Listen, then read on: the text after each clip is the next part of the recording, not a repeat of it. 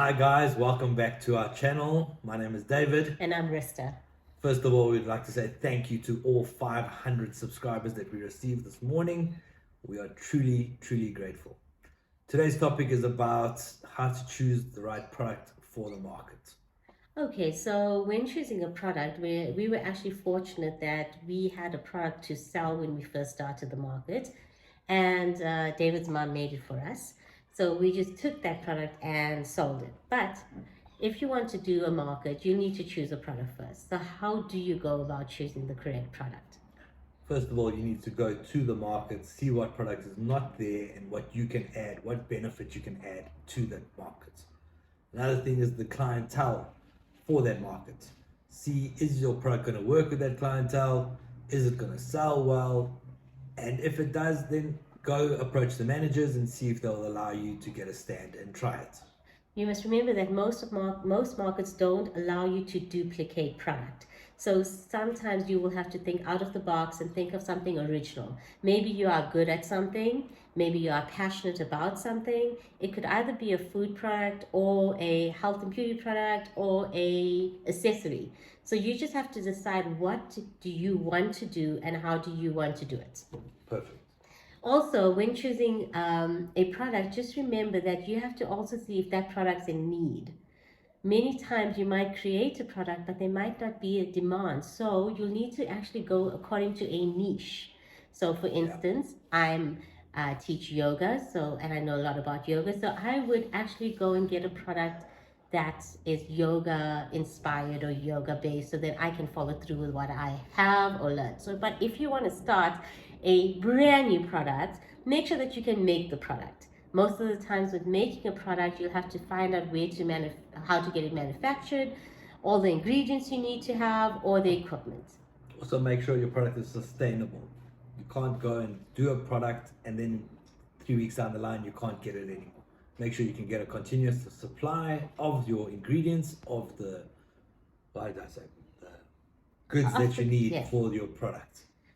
Okay. And also when choosing a product, also make sure that you are a little bit interested in the product, because when choosing a product, you can easily lose interest. For instance, when we decided to do bacon and egg rolls at one point in our lives, it was difficult for me actually to do the bacon and egg rolls because I wasn't really into that point in my life in cooking and frying. So I actually lost interest in doing that product. And many times we see in the market industry that some people come and start a product, but then they don't follow through. The reason they don't follow through is because they're not passionate about that product, or they don't have a lot of interest in that product. Or they're not selling a lot of the product. Or they're not selling a lot of the product because they haven't done their research. Yes. Should we talk about markets? Yes, let's talk about markets. How to choose the right market for your products. This is a tricky one because you got to trial and error this. You got to go to different markets, try the product at the markets. It could work at one market and not work at another market. You just got to go and try all the markets and see which market is best for your product. Also, David said earlier about your client base. So it depends, who are you catering for?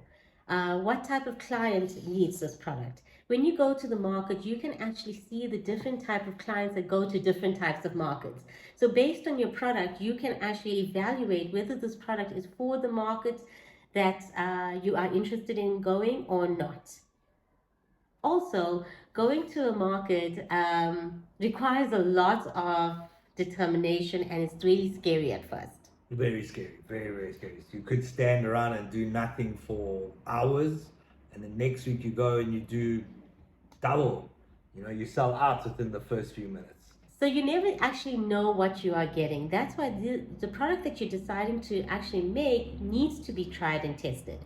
Maybe see if you can sell some online, see if there's a little bit of interest before actually going and making bulk loads of a product, or buying 200 rolls to make hot dogs and you're not actually sure if it's going to sell. I was actually chatting to a friend this morning about his business, and he said that one market he sold 250 rolls, and then the next market he only sold 50 rolls. So you got to gauge that interest and see if it's going to work for you or not. So most of the time when you do start on your first day, make sure that you don't take over and above Yes. what you actually need. So when you are decided on your product, see what you need to break even, see the cost of the market, and then determine how many units you're going to take. Yeah. Be happy with selling, say, 50 rolls or 100 rolls. Don't go over that, because 8 out of 10 times you're going to come back with stock and you're going to be disheartened by not selling all of your stock. Rather go with a little bit of stock, sell out, be happy, and that's it. And for the next time, then you can add more stock, or you'll understand what sells and what doesn't sell. So it's very important to test your product out first. Yes, 100%. Great. I think that's it for today. Stay tuned for further tips and tricks about markets.